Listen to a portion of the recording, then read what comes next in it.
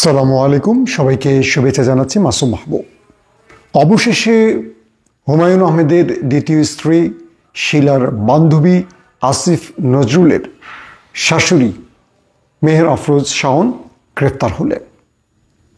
আমাদের ঢাকা মহানগর ডিবির পক্ষ থেকে বলা হয়েছে, রাষ্ট্রের বিরুদ্ধে ষড়যন্ত্রের অভিযোগে তাকে গ্রেফতার করা হয়েছে।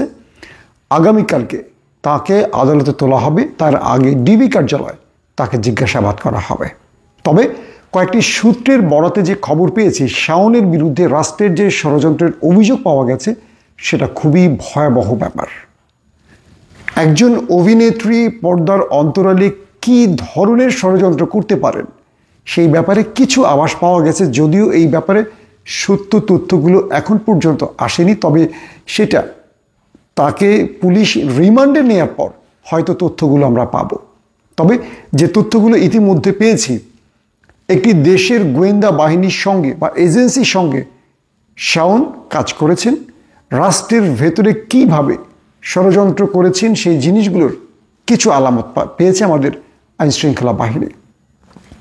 সূত্রগুলো বলছে, বাংলাদেশের বেশ কজন অভিনেত্রীকে দিয়ে একটি হানি ট্র্যাপের ব্যবস্থা করেছিলেন শাওন, এবং সেই দেশটির ইন্টেলিজেন্স শাওনকে দিয়ে এই রাষ্ট্রের বিরুদ্ধে, সরকারের বিরুদ্ধে কাজ করছিলেন। এবং শাওন আওয়ামী লীগের হয়ে, সেই পক্ষের হয়ে কাজ করছিলেন। তিনি বাস করছেন বাংলাদেশে আর ষড়যন্ত্র করছেন বাংলাদেশের বিরুদ্ধে। এতদিন পর্যন্ত শাওনকে কিচ্ছু করা হয়নি। যখন আমরা দেখলাম প্রফেসর ইউনূস সরকার একটা টালমাটাল অবস্থায় এই দেশটাকে রক্ষায় কাজ করছিলেন, আমাদের ছাত্র জনতা প্রতিদিনই কোনো না কোনো আন্দোলন দমাতে মাঠে কাজ করছেন, তখন শাওন এবং তথাকথিত কিছু সাংবাদিক, কিছু সুশীল, কিছু অভিনেতা অভিনেত্রী দেশে বিদেশে বসে রাষ্ট্রের বিরুদ্ধে ষড়যন্ত্র করছে, এবং তাদের সবার উপরে ছিলেন এই শাওন। এর আগে আসিফ নজরুলের তালাকপ্রাপ্ত স্ত্রী, তার ব্যাপারেও অভিযোগ এসেছিল রোকেয়া প্রাসি, যার নাম। তিনি এই ধানমন্ডিতে এসে একটা বড় রকম ষড়যন্ত্র করতে চেয়েছিলেন, জনগণ তাকে প্রতিহত করেছিল। তখনও আমরা দেখেছি কিছু সুশীল তার পক্ষে দাঁড়িয়েছিল। এরপর তিনি গ্রেফতার হয়ে যেতে পারেন এই আশঙ্কায় পালিয়ে যান। তবে তিনি কোথায় পালিয়ে গেছেন এই ব্যাপারে কিছু তথ্য আমাদের কাছে এসেছিল। আমাদের আইন উপদেষ্টা আসিফ নজরুলের বাসায় তিনি সাহায্য চেয়েছিলেন এবং একটি রাত বা একাধিক রাত সেখানে অবস্থান করেন। অর্থাৎ আইন শৃঙ্খলা বাহিনীর হাত থেকে বাঁচার জন্য তিনি গোপনে সেখানে আশ্রয় নিয়েছেন, এমন অভিযোগ তার বিরুদ্ধে উঠেছে। যদিও এই ব্যাপারে আইন উপদেষ্টা আসিফ নজরুল কোনো বক্তব্য দেননি। এবার শাওন ফেঁসে গেলেন।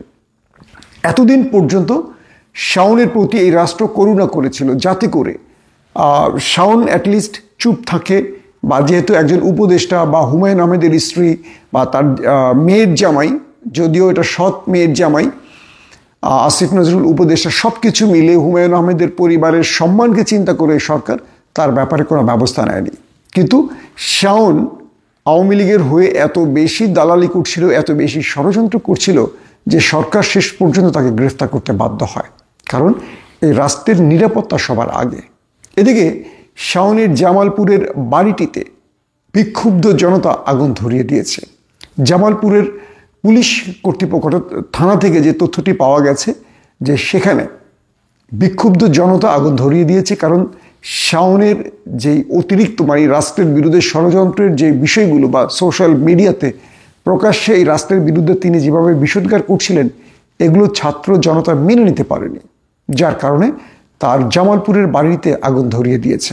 আমরা জানি শাওনের মা আওয়ামী লীগের সংরক্ষিত আসনের এমপি ছিলেন, একাধিকবার তিনি এমপি হয়েছেন সংরক্ষিত আসনে, এবং শাওন নিজেও আওয়ামী লীগের টিকিট চেয়েছেন একাধিকবার।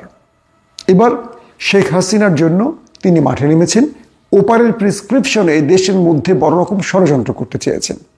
আর যে কথাটি প্রথমে বললাম, সবচেয়ে ভয়ঙ্কর যে তথ্যটি আমরা পেয়েছি, ওপারের প্রেসক্রিপশনে আমাদের এই শোবিজের অনেক তারকাকে নিয়ে শাওন এক ভয়ঙ্কর অন্ধকার জগৎ তৈরি করেছিলেন, এবং তাদের মাধ্যমে তিনি চেয়েছিলেন যে কোনোভাবে এই রাষ্ট্রকে একটা বড় রকম ধাক্কা দিতে। এখন পুলিশ কর্তৃপক্ষকে বলবো বা আমাদের আইন শৃঙ্খলা বাহিনীকে বলবো যে শাওনের বিরুদ্ধে যে অভিযোগগুলো উঠে এসছে বা যে তথ্যগুলো ইতিমধ্যে গোয়েন্দারা পেয়েছে, এটা যেন কোনোভাবে মানে এখান থেকে তাকে রক্ষা করা না হয়। সে আইন উপদেষ্টার শাশুড়ি হোক বা হুমায়ুন আহমেদের স্ত্রী হোক বা যাই হোক বা তারকা জগতের একজন অভিনেত্রী হোক, যেটাই হোক, আমরা আশা করব যে তাকে আমাদের আইন শৃঙ্খলা বাহিনী কোনো প্রকার বাঁচাবার জন্য চেষ্টা যেন না করে, কারণ এরাই এই দেশকে বড় অন্ধকারে ঠেলে দেবে। আমরা দেখেছি ধানমন্ডি ৩২-এ ছাত্র জনতার বুলডোজার অভিযানের আগ পর্যন্ত আওয়ামী লীগ বিভিন্ন ছুতো এই রাষ্ট্রের মধ্যে একটা অরাজকতা বা অস্থিতিশীল পরিবেশ তৈরিতে চেষ্টা করেছে। তারা পুরো ফেব্রুয়ারি জুড়ে বাংলাদেশে বিভিন্ন রকম আন্দোলনের ডাক দিয়েছে এবং তারা লিফলেট বিতরণের মতো কর্মসূচি ঘোষণা করেছে অবৈধ নিষিদ্ধ ছাত্রলীগকে নিয়ে। তারপর শেখ হাসিনা তার মুখটা খোলার সঙ্গে সঙ্গে জনতা খেপে গেলেন। এদিকে আরও কিছু তথ্য পাওয়া গেছে, সোশ্যাল মিডিয়াতে কিছু তথ্য পাওয়া গেছে এরকম, ধানমন্ডি ৩২-এ কালো পতাকাধারী কিছু ব্যক্তি প্রবেশ করেছে এবং সেখানে তারা ফ্ল্যাগ বহন করেছে। আমি আপনাদেরকে সতর্ক করে বলে দিচ্ছি, যারা আমার ভিডিও শুনছেন এবং বেশি বেশি শেয়ার করবেন, এই তথ্যটা খুবই ইম্পর্টেন্ট। আমি যখন মিজানুর রহমান আজহারির ওয়াজ মাহফিলে গিয়েছিলাম যশোরে, তখন আমি দেখেছিলাম যে বারবারই মাইকে বলা হয়েছে এবং ভলেন্টিয়াররা হ্যান্ড মাইকে ঘোষণা দিয়েছেন যে কোনো কালো পতাকা নিয়ে কেউ প্রবেশ করবেন না। কালো পতাকা হলো আইএসআই, দুঃখিত, আইএস যেটাকে আমরা বলি দায়েশ বা আইএস, সেই সন্ত্রাসী সংগঠনের প্রতীক। এই কালো পতাকা বাংলাদেশে আমরা এতদিন দেখিনি। হঠাৎ করে প্রফেসর ইউনূস ক্ষমতায় বসার পর হঠাৎ করে দেখি দাড়ি টুপি পাঞ্জাবি পরে একদল কালো পতাকা নিয়ে ওয়াজ মাহফিলে যায় এবং আদ্দিন কর্তৃপক্ষ তাদেরকে শক্ত হাতে দমন করেছিল। একদল সেখানে কালো পতাকা নিয়ে যায়, আরেক দল সেটা ছবি তোলে, খুব ইন্টারেস্টিং ব্যাপার, এবং সেগুলো সোশ্যাল মিডিয়ায় দেয়া হয়।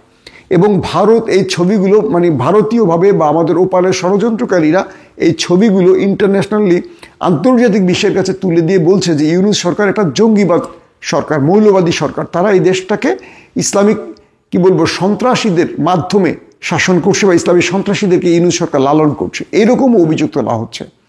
তো ধানমন্ডি ৩২-এ যখন শেখ মুজিবের বাড়িটি ভাঙচুর করা হয়, তখন দেখি দাড়ি টুপি পাঞ্জাবি পরা কেউ কালো পতাকা, যদিও আমি ভিডিওতে না, একটা স্টিল পিকচারে সোশ্যাল মিডিয়া দেখেছি, কতটুকু সত্য জানি না, যদি সত্য হয় এটা খুবই আতঙ্ক বা খুব আতঙ্কিত একটা আতঙ্কের খবর। আবারও বলছি, যারা ছাত্র জনতা রয়েছেন, দেশপ্রেমিক জনতা রয়েছেন, যখনই দেখবেন কালো পতাকা নিয়ে কেউ আসছে, তাকে আগে ধরবেন, তাকে উত্তম মাধ্যম দেবেন, পুলিশে হ্যান্ডওভার করবেন। আবারও বলছি, পুলিশে হ্যান্ডওভার করবেন। এরা এই দেশটাকে জঙ্গিবাদ বা মৌলবাদ বা ইসলামিক সন্ত্রাসীর বাংলাদেশ রূপ দিতে চায় আন্তর্জাতিকভাবে। এই কাজটি করছে আমাদের দেশের বিরুদ্ধে যারা ষড়যন্ত্র করছে, শত্রুরা। ধানমন্ডি ৩২ বলেন, সারা বাংলাদেশে আওয়ামী লীগের নেতাদের বাড়ি বলেন, যেখানেই আক্রমণ হয়েছে সব জায়গাতে আক্রমণ করেছে দেশপ্রেমিক ছাত্র জনতা, কোনো সন্ত্রাসী বা মৌলবাদীরা না। এই গেমটাকে অন্যদিকে নিতে চায়। ইতিমধ্যে অনেকে সোশ্যাল মিডিয়ায় এই ছবিটাকে দিয়েই ভাইরাল করছে যে ইউনূস সরকার বাংলাদেশটাকে জঙ্গিবাদের রাষ্ট্র বানিয়েছে, তার মানে তাদের মিশন শুরু হয়েছে। আবারও বলছি, এই ছবিগুলো একদল পতাকা বহন করছে, কালো পতাকার মধ্যে লা ইলাহা ইল্লাল্লাহ লেখা, আরেক দল সেটাকে ছবি তুলছে এবং সেটাকে নিয়ে তারা এই ষড়যন্ত্র করছে। এই ষড়যন্ত্র আপনাদের রুখে দিতে হবে। আপনাদের দায়িত্ব অনেক, আমাদের দায়িত্ব অনেক, আমাদের সবার দায়িত্ব অনেক। এই রাষ্ট্র একটা ভয়াবহ পরিস্থিতি মোকাবেলা করছে, সবাইকে সজাগ রাখতে হবে, সজাগ থাকতে হবে। যারা এই কাজগুলো করবে দ্রুত নিকটস্থ থানাকে জানাবেন যে কারা কালো পতাকা বহন করছে, তাদেরকে ধরে উত্তম মাধ্যম দিয়ে পুলিশে হ্যান্ডওভার করবেন। এরা সবাই ওপারের প্রেসক্রিপশনে চলছে।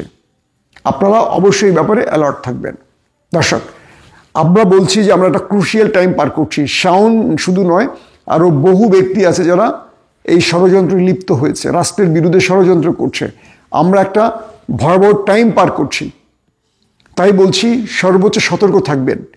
আমাদেরকে কোনোভাবে বিদেশি চক্রান্তে পা দেওয়া যাবে না। আমাদের কোনোভাবে অনৈক্যের মধ্যে প্রবেশ করা যাবে না। বিএনপি জামাতের অনেক দায়িত্ব আছে। আপনারা নির্বাচন করে চিৎকার না করে এক প্ল্যাটফর্মে আসেন। এই রাষ্ট্রে নির্বাচন হবে অবশ্যই যদি রাষ্ট্র টিকে থাকে, নতুবা ফ্যাসিস্ট হাসিনা এই দেশে প্রবেশ করলে আপনারা কেউ বাঁচবেন না, কেউ বাঁচবেন না। অতএব সর্বোচ্চ সতর্ক থাকবেন কালো পতাকার ব্যাপারে।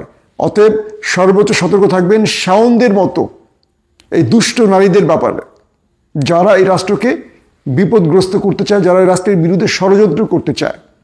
এই দেশ মুসলমানদের দেশ, এই দেশ হিন্দুদের দেশ, এই দেশ খ্রিস্টান বৌদ্ধ সবার মিলে দেশ। এটা কোনো একক ধর্মের দেশ নয়। আমরা সবাই মিলেমিশে আছি, থাকবো, এটাই আমাদের ঐতিহ্য।